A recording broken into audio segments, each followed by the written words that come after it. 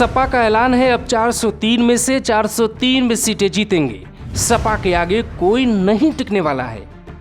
ये दावा बार बार किस आधार पर किया जा रहा है? सपा अध्यक्ष ने फिर दावा किया है कि जनता चाहेगी तो 403 में से 403 सीटें सपा जीतेगी। सपा के मुताबिक बीजेपी को 0 सीट मिलेगी, बीएसपी को 0 सीट मिलेगी, कांग्रेस को 0 सीट मिलेगी, अपना दल, सुभाषपा या यम और बाकी जितनी भी पार्टियां हैं किसी को एक भी सीट नहीं मिलेगी, क्योंकि बाकी की सीटें समाजवादी पार्टी जीत रही है। ये सपा अध्यक्ष नरेश उत्तम पटेल है। सपा को पिछली बार 47 सीटें मिली थी, लेकिन इस बार दावा है कि 47 से ऐसा चमत्कार होगा कि सपा सभी सीटों पर जीत जाएगी। यूपी के इतिहास में ऐसा कभी नहीं हुआ।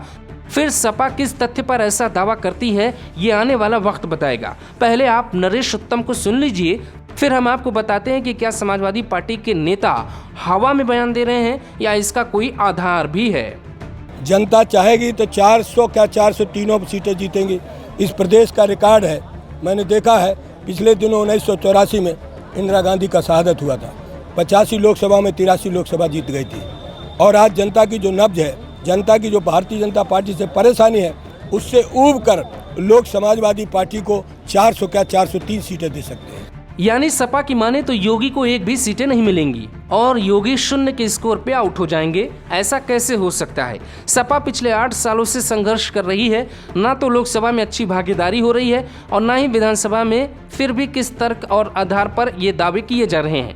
यहाँ एक बात पे गौर करना होगा। सपा को वोट प्रतिशत अगर देखें तो 2017 में 12 के मुकाबले कम हुए। पार्टी को मात्र 22% वोट मिले थे, जबकि 2012 में पार्टी को 29% वोट मिले थे। अब इसके और भी आंकड़े हैं, वो भी समझाते हैं।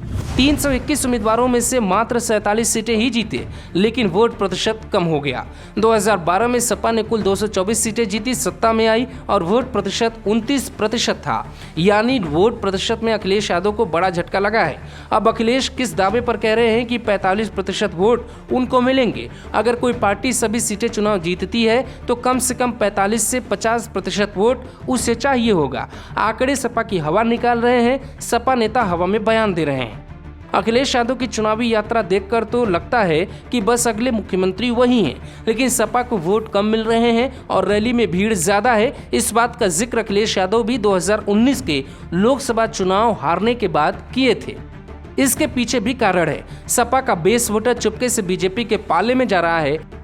अखिलेश यादव के साथ एक और दिक्कत है। सपा का वोट कम तो होता है, लेकिन उसे बढ़ाने के विकल्प बहुत कम है।